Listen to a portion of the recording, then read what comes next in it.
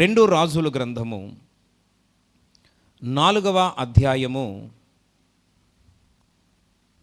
2 రాజుల గ్రంథము 4వ అధ్యాయము 24-25 వచనములలో ఈ విధంగా వ్రాయబడి ఉంది.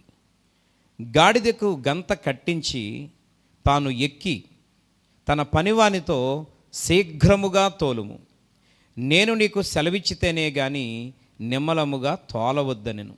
ఈ ప్రకారము ఆమె పోయి కర్మెలు పర్వతమందున్న ఆ దైవజనుని యొద్దకు వచ్చెను. దైవజనుడు దూరము నుండి ఆమెను చూచి, ఇదిగో ఆ షూనేమిరాలు.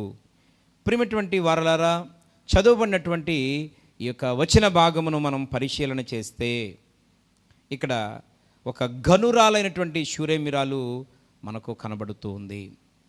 ఆమె మరి దైవజనుని పట్ల, దేవుని పట్ల చాలా భక్తి కలిగినటువంటి, శ్రద్ధ కలిగినటువంటి ఒక ఆత్మీయురాలని చెప్పొచ్చు. ఆమె యొక్క ఆత్మీయతను బట్టి, ఆమె నడిచినటువంటి భక్తి జీవితాన్ని బట్టి తన ఇంటి మీద ఒక చక్కని గది కట్టించింది. తన భర్తతో మాట్లాడింది, అయ్యా మన ఇంటికి వచ్చి పోవచ్చు అన్నటువంటి దైవజనుడు ఎలీషా చాలా భక్తి గల దైవజనుడు. ఆయన కొరకు మనం ఒక చక్కని వసతిని ఏర్పాటు చేద్దాం అని దైవజనుడికి అవకాశం ఇచ్చింది, చోటు ఇచ్చింది. ఎప్పుడైతే దైవజనుడు ఆ యొక్క ఇంటికి వచ్చి ఆ భోజనం చేసి ఆ ప్రార్థన చేస్తూ ఉన్నప్పుడు ఆ ఇంటికి ఆశీర్వాదం కలిగింది. ఆ ఇంట్లో అన్నీ ఉన్నాయి కానీ వారికి సంతానం లేరు. అయితే దేవుడు మరి కొద్ది కాలం తర్వాత ఒక అద్భుతమైనటువంటి కుమారుని ఇచ్చాడు. ఆ కుమారుడు ఎదిగి పెద్దవాడైన తర్వాత ఒక దినాన సడన్గా మరణించాడు, చనిపోయాడు. ఇలా అటువంటి పరిస్థితి మనకెదురైతే మొత్తం మనం చాలా రచ్చ చేసేసి గోల చేస్తాం. కానీ ఆ షూనేమిరాలైతే దైవజనుడు కొరకు సిద్ధపరిచినటువంటి ఆ గదిలో కుమారుని పడుకోబెట్టి ఆ తలుపు వేసి తన దాసుని తెప్పించుకొని ఒక గాడిదను పంపించమని చెప్పి ఆ గంత కట్టి, పిల్లరా అక్కడ గాడిదకు గంత కట్టి ఆ పనివాడిని తోలమని చెప్పి దాని మీద కూర్చొని మరి కర్మెలు పర్వతము దగ్గరికి వెళ్ళినట్లుగా మనం చూస్తున్నాం. ఈరోజు కర్మెల పర్వతం ఒక దేవుని యొక్క సన్నిధి అయితే, లేకపోతే పరలోక రాజ్యం అయితే, ఆమె ప్రయాణం చేస్తున్నప్పుడు ఆ దాసునితో అంటుంది, ఆ గాడిదకు గంత కట్టించు అంటే ఆ కన్నులకు మూత పెట్టు అంటుంది. అంటే అర్థం ఏంటంటే, ఈ లోకం వైపు చూస్తే మన ఆత్మీయ జీవితం చెదిరిపోద్ది. ఈ లోకం వైపు చూస్తే మన భక్తి పాడైపోద్ది. ఈ లోకంలో జరుగుతున్నటువంటి సన్నివేశాలు మనం చూస్తే, లేదా యూట్యూబ్ను చూస్తే, లేకపోతే ఆ ఫేస్బుక్ని చూస్తే, ఈరోజు ఆ లోక సంబంధమైనటువంటి కార్యక్రమాల వైపు మనం చూస్తే, సమాజంలో జరుగుతున్నటువంటి అరాచకాల వైపు మనం చూస్తే మన ఆత్మీయత కూడా పూర్తిగా సర్వనాశనం అయిపోద్ది.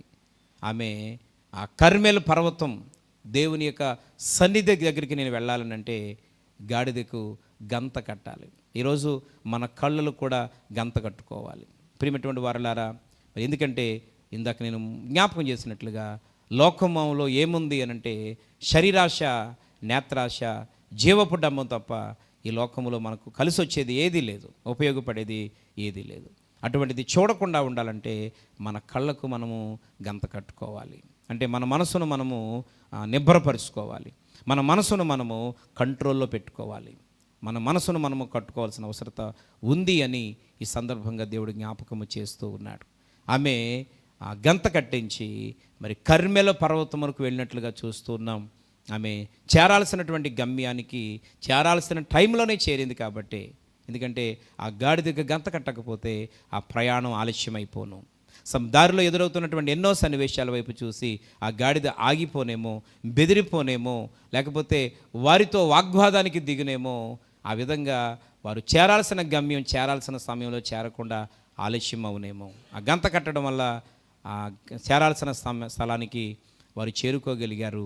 చనిపోయినటువంటి బిడ్డ తిరిగి బ్రతికి సజీవుడై మరలా షూనేమిరాల చేతికి అప్పగించబడ్డాడు. కనుక ఈ విలువైన శ్రేష్టమైనటువంటి సమయంలో ఈరోజు మనము చేరాల్సిన గమ్యానికి చేరాలనంటే మనము కూడా గంత కట్టుకునేటువంటి వారమై మన ఆత్మీయ జీవితంలో ప్రయాణం చేయాలి. ఎందుకనంటే ఈ యొక్క లోకము మనం రకరకాల కార్యక్రమాలకు ప్రేరణ కలగజేస్తూ ఉంటుంది.